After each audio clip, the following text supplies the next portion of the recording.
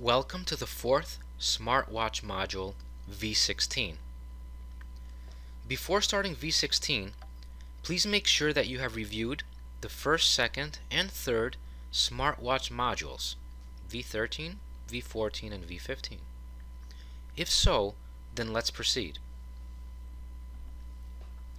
Welcome back, Shark.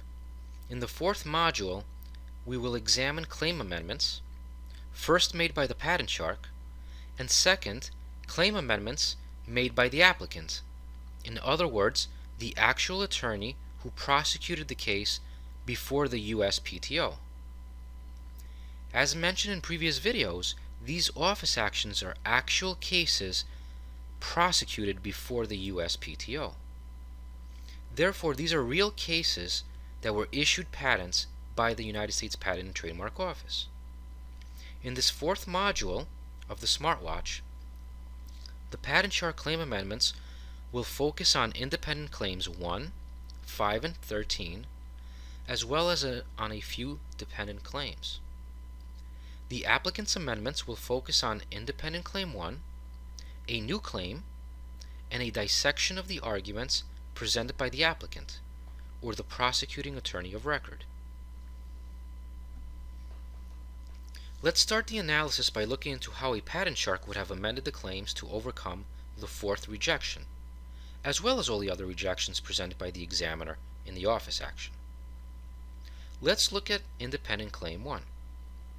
Claim 1, as amended, states a smartwatch comprising a wristband, a base, and we go further down, a camera, and a camera in communication with the processor and coupled to one of the base and the flip-up portion, the flip-up portion forming a viewfinder for the camera when in the open position, and configured to automatically display additional information that's related to an image that was captured by the viewfinder. Thus, the claim has been amended to recite a flip-up portion that forms a viewfinder for the camera when in the open position, and is, and here's the key, configured to automatically display additional information that's related to an image that's captured by the viewfinder. Therefore, a slight revision was made to an existing feature, that being the flip-up portion feature. Now, what about the dependent claims? Claim 2 was left as is in its original state. Claim 3 was also left as is in its original state.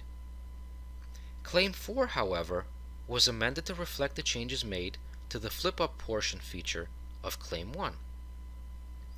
In Claim 4, the language is, the processor is configured to receive information related to the image within the viewfinder from the wireless network. This language was deleted in order to prevent any confusion with the feature of Claim 1. Let's also look at independent Claim 5. Claim 5 as amended states a smartwatch comprising a wristband, a base, the three elements of the base, and then an inside display opposite the top display. The inside display now is configured to display an image captured by a camera, the image superimposed with additional information related to the image. So instead of reciting some of the flip-up portion language, which seemed to be redundant, the applicant focused more on the inside display. Therefore, the claim states that the inside display is configured to display an image captured by the camera, the image superimposed with additional information related to the image captured. So therefore, Claim 5 was amended in a slightly different manner than Claim 1. So as you see, as a result, we are incorporating the same concept as in Claim 1. However, the language has been slightly revised. Thus, take note that independent claims of the same case can be amended in a different manner in order to obtain broader coverage. Let's also look at independent claim 13. Claim 13 as amended states, once again, a smartwatch comprising a wristband, a base coupled to the wristband, and then we go further down, a camera that's in communication with the processor and coupled to one of the base and flip-up portion. And now it gets interesting. The flip-up portion forming a viewfinder for the camera when in the open position and configured to automatically display additional information related to an image captured by the viewfinder. Therefore, it was decided to amend Claim 13 in a similar or the same manner as in Claim 1. Now that you know how the patent shark would have amended the claims, in view of the rejection cited by the examiner in the office action, let's look at how the prosecuting attorney proceeded with amending the claims. So let's transition to what actually happened during the prosecution phase of this case. How did the applicant or attorney of record amend independent Claim 1? The attorney of record expanded on the flip-up portion feature, as did the patent shark. In particular, Claim 1 was amended to recite, and let's go right to the camera feature, a camera in communication with the processor and coupled to one of the base and flip-up portion, the flip-up portion forming a viewfinder for the camera when in the open position, and configured to display information that's received from the wireless network regarding an image within the viewfinder, while the image is visible within the viewfinder. Yes, it appears that such language is found in the specification as originally filed, as well as in the drawings, so therefore there is adequate support for adding such feature. Now, how did the applicant respond to the rejections of independent claims 5 and 13? Applicant actually canceled Claim 5 entirely. And then applicant amended Claim 13 by including the language that was found in Claim 1.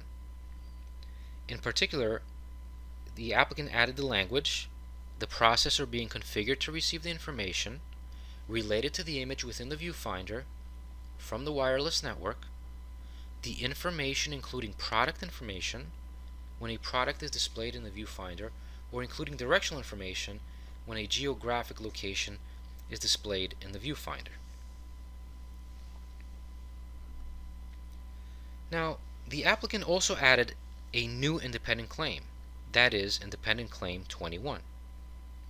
Independent Claim 21 states a smartwatch comprising a flip-up portion in communication with the processor and coupled to the base and being displaceable between an open and closed position, okay, and a camera. Now, the camera is in communication with the processor and is coupled to one of the base and the flip-up portion, the flip-up portion forming a viewfinder for the camera when in the open position and configured to display information regarding an image within the viewfinder. And now the new part is this: the processor being configured to activate the camera when the flip-up portion is the open position and activate an image retrieval system that generates information related to an image captured by the camera when the flip-up portion is in the open position. Therefore, the applicant added another independent claim to focus on how the processor activates the camera and the image retrieval system. So this also begs the question, when can the applicant add claims? Well, since this is a non-final office action, as opposed to a final office action, the patent practitioner can add new claims at this point of prosecution. Now, here are the arguments presented by the applicant. As you will see, the applicant conducted a telephone interview with the examiner to discuss the case. Now, applicants are permitted to call the examiners to discuss cases to try to reach an agreement in order to expedite allowance of cases, and also to get the examiner's point of view and opinion of the claims as filed. Now, what did the applicant say? Well, the applicant stated that, they thanked the examiner for the interview of this date and stated that the examiner and the applicants participated in the interview, no exhibits were presented, and that Claim 1 was discussed. And that was really it. So, thus an agreement was reached over the phone as to what feature to add to the claims. So that's really good news. As you will see in your patent career, many examiners are actually very helpful in providing suggestions on how to proceed with amending the claims. Now, concerning additional arguments, in the remarks section of the amendment that was prepared, the applicant simply stated that at the outset, applicants note that Claim 1 has been amended to include, and they state the feature as discussed in the interview summary. As noted above, an agreement was reached regarding these features that, defining over the current rejections. So the amendment is the formal document submitted to the examiner at the USPTO, which includes the amendments to the claims as well as any arguments that are related to those amendments. And the amendment is an opportunity for the applicant to address all the issues presented by the examiner in the office action. Now, a sample amendment can be found in the Patent Shark library for your convenience. So, therefore, the applicant talked to the examiner over the phone and reached an agreement regarding the claims. The applicant stated so in the amendment submitted to the examiner. So was this a smart strategy? Indeed, most patent practitioners would probably agree that this is a very sound strategy, as it enables the patent practitioner to say the least amount possible in the remarks section of the amendment. Now, in the remarks section, the patent practitioner need not include detailed explanations and arguments as to why the features of present claims differ from the prior art or references applied by the examiner in the office action. Thus, no technical or visual comparisons need to be presented. Instead, the applicant can merely state that an agreement was reached as to these claims over the phone, as the applicant did in this case. So, as a result, the patent prosecution history will not be open to any interpretation by litigators, say if this case were to be, to go to trial for patent infringement, as the applicant has not provided any specific technical arguments that may be heavily scrutinized down the road by a litigator. So, as a rule of thumb, the less you say in an amendment, regarding your legal or technical opinion as to why the invention differs from the prior art, the better. Okay? So does the applicant need to indicate support for the amendments to the examiner? Is this a requirement? No, there is no requirement to pinpoint specific support to the examiner for the features added to the claims. Well, here's another question. How much does it cost to add new claims, as the applicant did in this case? And up to how many claims can the applicant add? The fee for filing up to 20 claims, including up to 3 independent claims, is the same. However, if the applicant exceeds 20 total claims, then the applicant must pay a fee for each additional claim.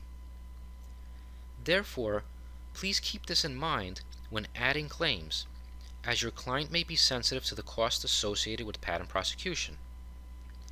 The applicant can add as many claims as he or she sees fit, even up to a few hundred claims in certain instances.